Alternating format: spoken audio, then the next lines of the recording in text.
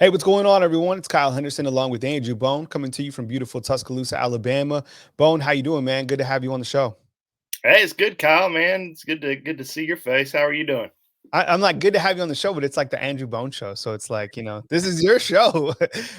Man, I'm doing well. Off to a good start in the new year. I know that things haven't really worked out for Alabama as of late. They didn't win the title game, then they lose to Auburn basketball, which was everyone's pulling their hair out. But there is some good news, and we're going to talk about some good news today. Guys who you feel are going to make an impact that are early enrollees, guys that have showed up either from the transfer portal or from the class of 2022. Let's start off with Jahmyr Gibbs. I mean, what he brings to the table should be pretty incredible. And you add that with some healthy Alabama running backs, Chase McClellan, Roydell Williams, Kamar Wheaton, Trey Sanders. I mean, talk about, once again, one of the top backfields in the entire country.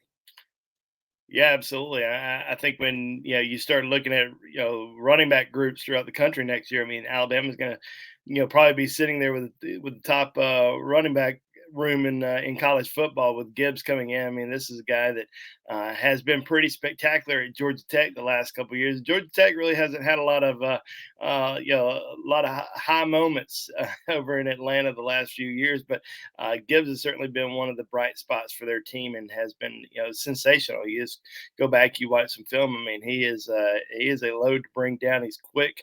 Uh, he is very explosive and definitely somebody that can make a big impact. I think what people, if you watch the transfer portal, and especially with Alabama, I mean, they really focus in on guys that can come in, can make a big impact on the team. They're not looking for a guy who it can provide quality depth or be a backup, be a second or third stringer. They're looking for somebody that's going to come in and play right away. So you look at Elias Ricks, you look at Jahmyr Gibbs. These are two guys that have that athletic ability, have played at a very high level, and have been successful. So I think Alabama certainly believes these are two guys that can make a major impact on the team next year. Especially a team that's going to be probably preseason ranked number one. You have the Heisman Trophy winner coming back. You have the best defensive player, maybe the best player in college football coming back, and Will Anderson. So you're gonna have a pretty special team, and it's pretty good to add some more talent. Not just freshmen. I mean, you're bringing in a great freshman class, but bringing guys that have had a major impact already at the college level that can come in and help your program. Sort of like what we saw with Jamison Williams and Henry To'oTo'o this year. Alabama's hoping these guys can do that next year. So we've seen some guys from Alabama enter the transfer portal over the course of the last week or two. I don't think we're done seeing that. These are guys that are that we kind of expected. Guys that weren't going to start. Guys that have been backups. Drew Sanders, probably the one that caught everyone off guard, but I think with Dallas Turner, there's no way that he was probably going to start over Dallas Turner going into next season. I mean, Dallas took over that role because Drew Sanders ended up getting injured, but he wasn't going to relinquish it. He was, this was Dallas Turner, and he, I think that, obviously Alabama fans don't want to lose a very quality, highly productive player in Drew Sanders, but I also think he probably wants to be a starter, and he's good enough to be a starter at at a major college football program, and he didn't want to sit behind Dallas Turner. I think that's kind of the big reason there. I don't think it's really anything else other than that. And like I said, I think we'll probably see some more guys enter the portal. But the good thing with Alabama is they're getting guys who leave the program aren't necessarily major. Most of them aren't major contributors, but guys who are entering the program as transfers, typically those guys are major contributors. And you look at Elias Ricks, the amount of success that he's had during his short time at LSU. Had a great freshman season down in Baton Rouge. Ended up getting injured, shoulder injury during his sophomore year, so only played in 6 games. But as a freshman, was a true freshman All-American, second team All SEC performer last year. So this is a guy who obviously he's had some plenty of success, especially at the highest level, playing in the SEC and playing at LSU. So this is a former 5-star recruit originally from Mater Dei High School in California, same high school as Bryce Young. Played a couple years with Bryce before he transferred to IMG Academy for his senior season. But this is a very high quality player. After Alabama ended up, not getting Damani Jackson, uh, who you never know a true freshman if they're going to be ready to contribute right away. It might take them a year or two before they become major contributors. But with Elias Ricks already having some success, being a starter for 2 years at LSU, you got a guy who is an instant impact player, and I think somebody that Alabama fans, Alabama coaches are really excited about, and to see what he can do in Tuscaloosa. Yeah, you kind of look at I'm about to post a story on BamaInsider.com. And if you're just joining us, hit the thumbs up, like, subscribe. We appreciate you guys more than you know. Over 70,000 subscribers right here on our YouTube channel. I'm about to put a story, probably after Bone puts his story, regarding kind of these early impact guys about roster management. And you look at the corner position and guys who are returning at that corner spot. I know Josh Jobe missed the later part of the season, but Kool-Aid, JaQuincy McKinstry, you got Jalen Armour Davis, and then you got Kyrie Jackson. And I understand both those guys struggled in the title game, but with another year of spring practice and going into this season, throw in Elias Ricks. I think it's a very good group for the corners. Of course, Bone, they need a new corners coach, right? With Jay Valai leaving. Did that catch you off guard? Yeah, not necessarily. I think we'd been hearing that a little bit over the course of the last month or so, that he was likely on his way out. Great recruiter. Definitely somebody with a lot of energy, and somebody that I like. But I don't think that was somebody that was going to stay in Tuscaloosa too long. I'm really interested to see who they end up hiring at the corners position, because there's a lot of really great guys out there. You want to get somebody that like Coach Valai, who had connections in the state of Texas. Mhm. I think Alabama would love to get somebody that has Texas connections. They can go out there and continue to recruit that area extremely well, because there's a lot of talent out there, and Alabama's recruited Texas really well over the course of the last few years. So try to find somebody, but also find somebody that a great developer of talent, because you're going to have a lot of really good football players at your disposal next year in that defensive backfield. So you want to get somebody in that can really help develop those guys and teach them to be have as much success as they possibly can. So no doubt in my mind that Nick Saban's going to find somebody that's going to be pretty special, not only on the field but on the recruiting trail as well. Well, and I have to say, before we move on from our corner talk about, potential replacements, the real corners coach, you know who that is for Alabama, right? I mean, it's Coach Saban. I think most people know. So he calls himself the graduate assistant. And basically, he kind of shadows the corner coach, because coach loves, defense. So, and before the title game, he was even saying, he was like, look, nobody's talking about this, but we're starting our third and fourth corner. And Saban was the only guy really, talking about the actual game plan for Georgia, saying that Kool-Aid and Kyrie. So coach knows a lot about the corner position, clearly.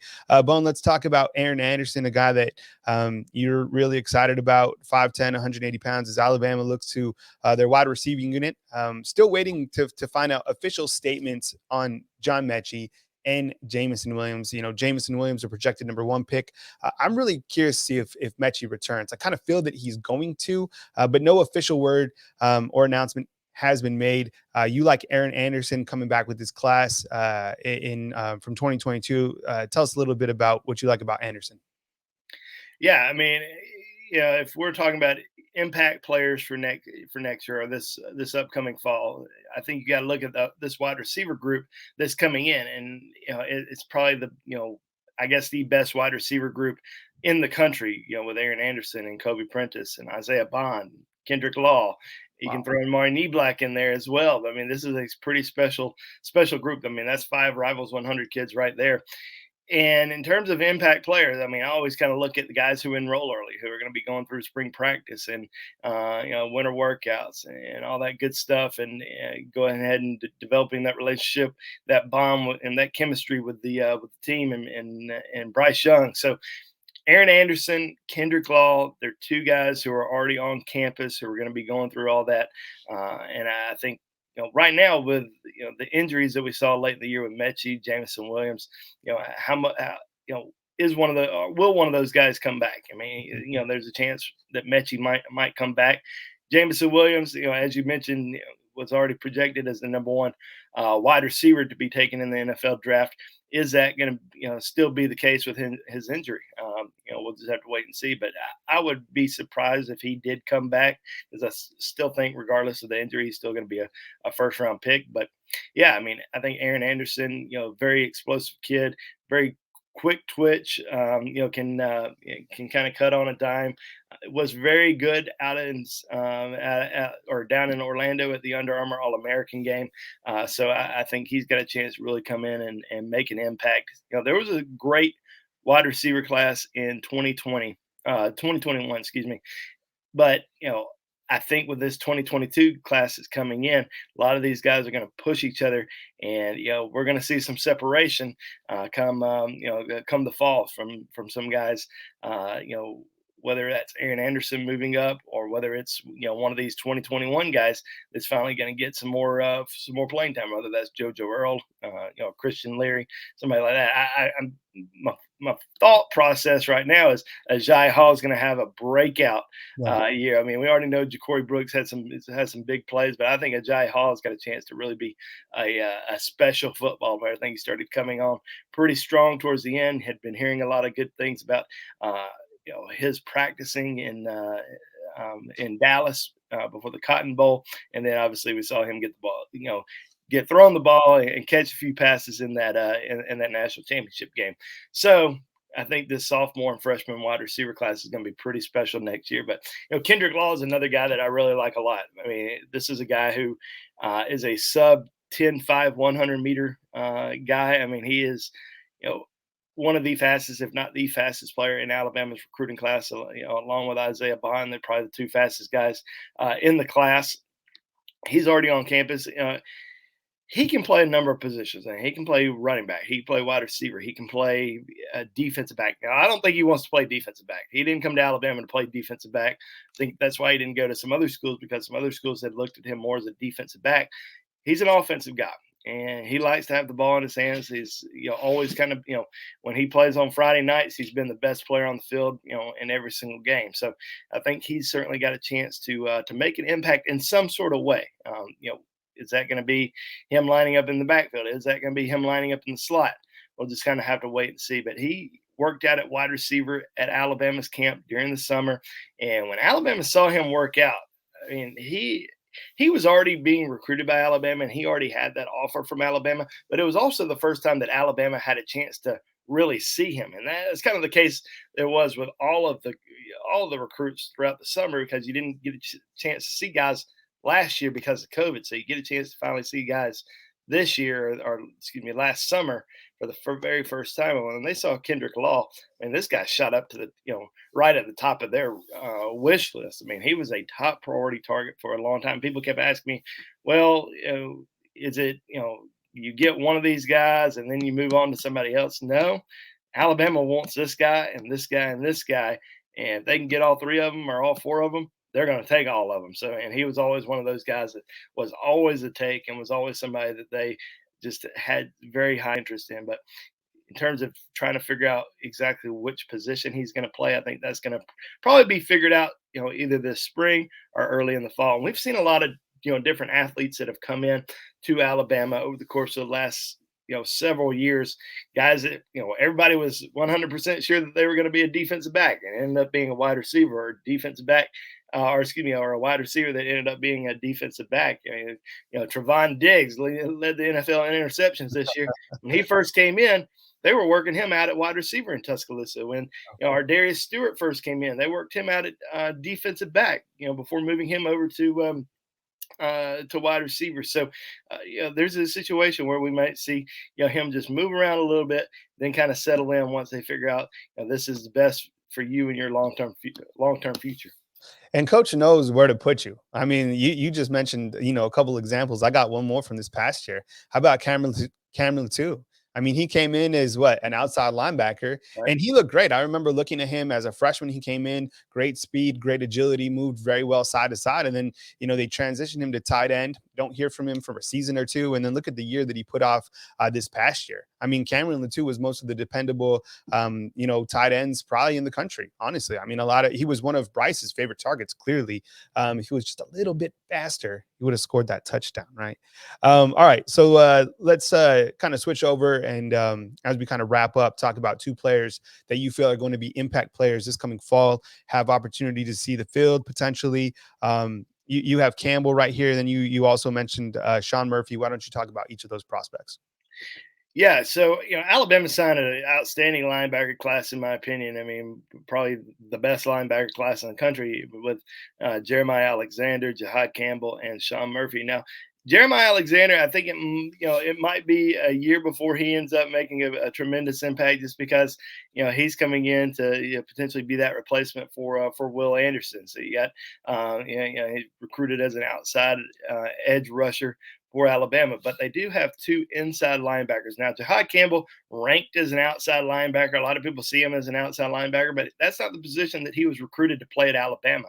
He was recruited to play inside linebacker for the Tide, along with Sean Murphy. Two, very elite guys. Both guys played in the Under Armour All-American game. Both guys got a lot of praise for their performance down there. And Jahad Campbell really had a great week down there. And I think he's rated right there as number 122 in the country. I think he's going to be in the top 100, easily in the top 100 when the final rankings come out for the 2022 class here. I think in 2 weeks, less than 2 weeks. But yeah, I mean, I think you look at the inside linebacker position. I think Alabama's going to have some some room there for some guys to come in and make an early impact. So I'm looking at Campbell, looking at Murphy. I think one of those guys comes in, may not start, but I think they're going to get a lot of playing time next year.